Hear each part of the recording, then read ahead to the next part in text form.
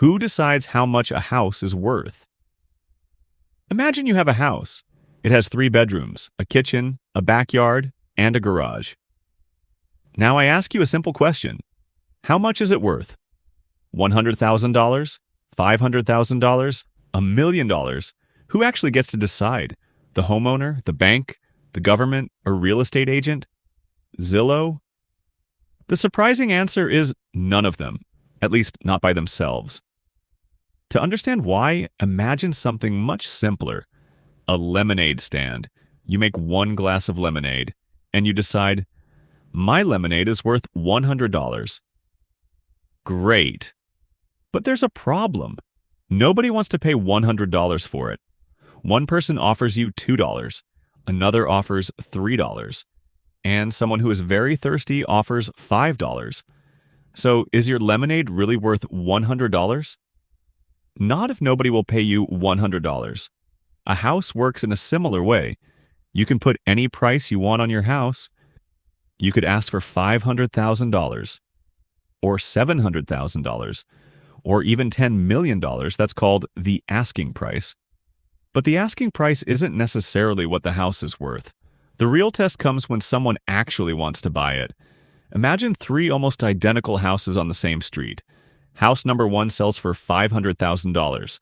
Then house number 2 sells for $510,000. Now you're selling house number 3.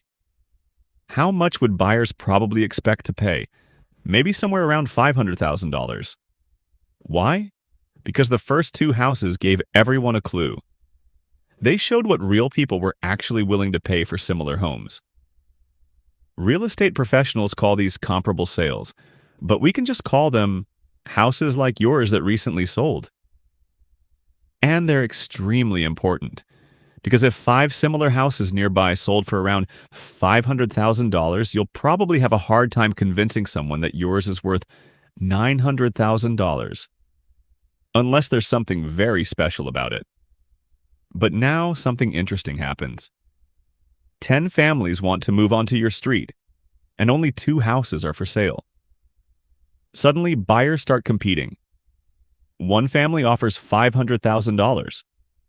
Another says $510,000. Someone else says $525,000. The price starts going up. Why? Because there are more buyers than available houses. It's like having 10 kids who all want the last 2 pieces of chocolate. The chocolate suddenly becomes much easier to sell. This is called supply and demand. But don't worry about remembering those words. Just remember, lots of buyers and very few houses usually pushes prices up, but flip the situation around. Imagine there are 20 houses for sale, and only 3 people want to buy. Now the sellers have to compete. One asks $500,000. Nobody buys it. So another seller says, I'll take $480,000. Another says $470,000. Now prices can start falling. Same houses, same street. Different number of buyers, different prices. But why would one neighborhood cost more than another? Imagine 2 identical houses, exactly the same size. Same number of bedrooms, same kitchen, same backyard. House A is near good schools, parks, stores, and jobs. It takes 10 minutes to get to work. House B is an hour away from most jobs. There aren't many stores nearby, and people don't really want to live there. Which house would probably cost more? House A. Not because the bricks are better, but because you're not only buying a building, you're buying its location. That's why a tiny house in one city can cost more than a giant house somewhere else. The land underneath the house can sometimes be incredibly valuable. And location can't be copied. You can build another kitchen, you can add another bathroom, but you can't pick up your land and move it 10 miles closer to downtown. Then we have the house itself. Imagine 2 houses next door to each other. They're the same size. But one has a new kitchen, new bathrooms, a new roof, and everything is clean and repaired. The other has a leaking roof, broken windows, old plumbing, and the kitchen looks like nobody has touched it since 1975. Buyers probably won't pay the same amount for both, so the condition of the house matters too. Its size matters.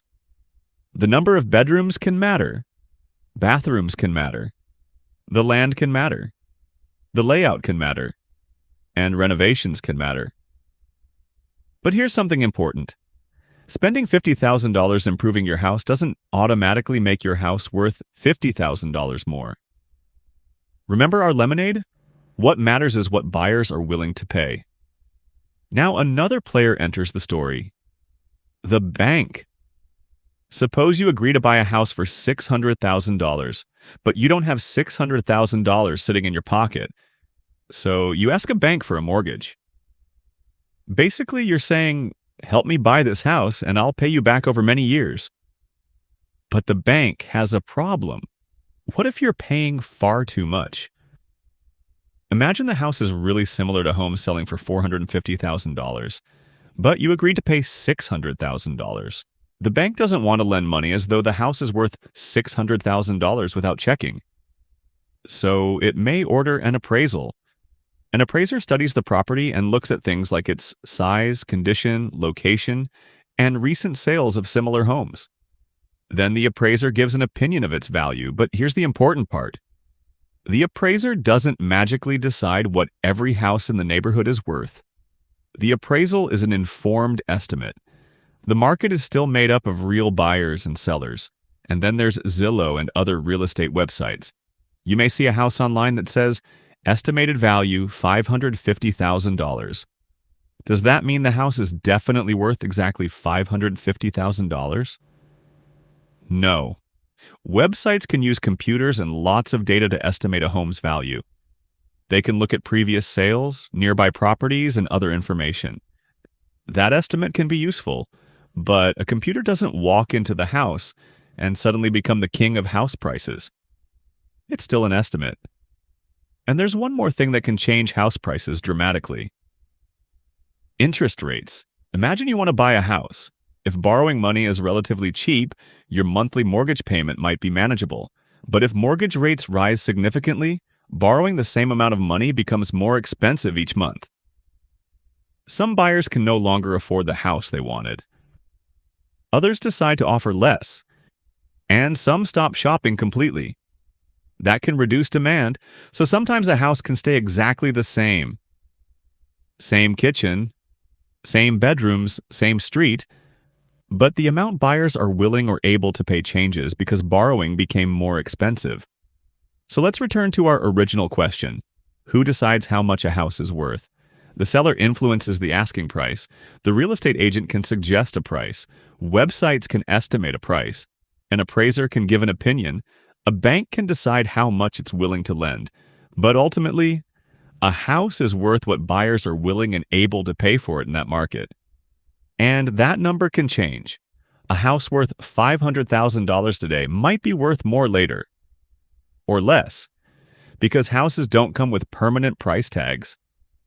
Their prices are constantly being tested by millions of people making simple decisions. Do I want to live there? Can I afford it? Is there something better? And how much am I willing to pay? So the next time you see a house listed for $1 million, must remember, that's what the seller is asking. Whether it's actually worth $1 million depends on whether somebody is willing to say, I'll buy it.